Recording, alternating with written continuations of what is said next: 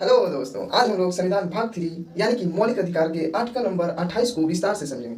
इसमें प्रावधान किया गया है कि यदि कोई सरकारी शिक्षण संस्थान है तो उसमें कब धार्मिक शिक्षा दी जाएगी और कब धार्मिक शिक्षा नहीं दी जाएगी, इसके बारे में प्रावधान किया गया है। लेकिन आर्टिकल नंबर 28 को 3 क्लॉजेज में विस्तार से समझाया गया है। तो आर्टिकल नंबर 28 क्लॉज 1 इसमें बताया गया है कि यदि कोई शैक्षणिक संस्थान जो पूर्णतः सरकार द्वारा संचालित कराई जा रही है, जिसमें पूरा निवेश सरकार का है, उसमें किसी भी प्रकार का धार्मिक शिक्षा नहीं दी जाएगी, जैसे कि गीता से लेकर या कुरान से लेकर या बाइबल हो गया, और भी कोई प्रकार की धार्मिक किताबें नहीं पढ़ाई जाएंगी। हाँ, नैतिक शिक्षा के तौर पर कुछ छोटी छोटी बातों को बताया जा सकता है, लेकिन पूर्णतः उस धर्म के बारे में विशेष रूप से ज्ञान नहीं दिया जाएगा।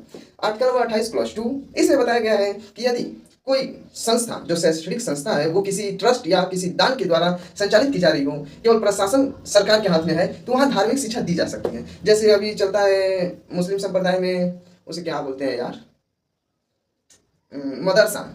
और हिंदू संप्रदाय में चलता है गुरुकुल जैसा स्कूल, बहुत सारे होते हैं जहाँ विशेषकर विशेष धर्मों की शिक्षा दी जाती है। जैसे हिंदू धर्म की विशेष ज्ञान दिया जाएगा, मुस्लिम धर्म का विशेष ज्ञान दिया जाएगा मदरसा में। इसी प्रकार इस तरह की शैक्षणिक संस्थाओं में धार्मिक ज्ञान दिया जा सकता है। आर्टिकल नंबर 28 क्लॉज 3 में बताया गया है कि यदि कोई व्यक्ति अपनी इच्छा से धार्मिक ग्रंथ लेता है तभी उसको धार्मिक ज्ञान दिया जा सकता है, यानी कि किसी व्यक्ति को वो इच्छा के विरुद्ध धार्मिक ज्ञान नहीं दिया जा सकता है, या धार्मिक शैक्षणिक संस्थानों में जबरदस्ती उसका एडमिशन या दखल नहीं दिया जा सकता है। जैसे कि माता पिता, यदि कोई नाबालिग बच्चा है तो उसको जबरदस्ती कोई शैक्षणिक संस्थान जो कि धार्मिक रूप से केवल कार्य करता है उसे धार्मिक शिक्षा देने के लिए मजबूर करता है, तो इसका आर्टिकल 28 क्लॉज 3 का अमान्य करता है। इसलिए कोई नाबालिग लड़का है तो उसके माता पिता से राय ली जाती है उस स्कूल में एडमिशन कराने के लिए, मतलब कि माता पिता की क्या है, मंजूरी जरूरी है अगर कोई नाबालिग व्यक्ति है तो। अब बाकी जो समझदार है तो उसके लिए तो उसकी इच्छा पर ही डिपेंड करता है कि आप धार्मिक शिक्षा लेंगे या धार्मिक शिक्षा नहीं लेंगे। किसी को जबरदस्ती धार्मिक शिक्षा का ज्ञान नहीं दिया जा सकता है। जय हिंद, मिलते हैं नेक्स्ट वीडियो।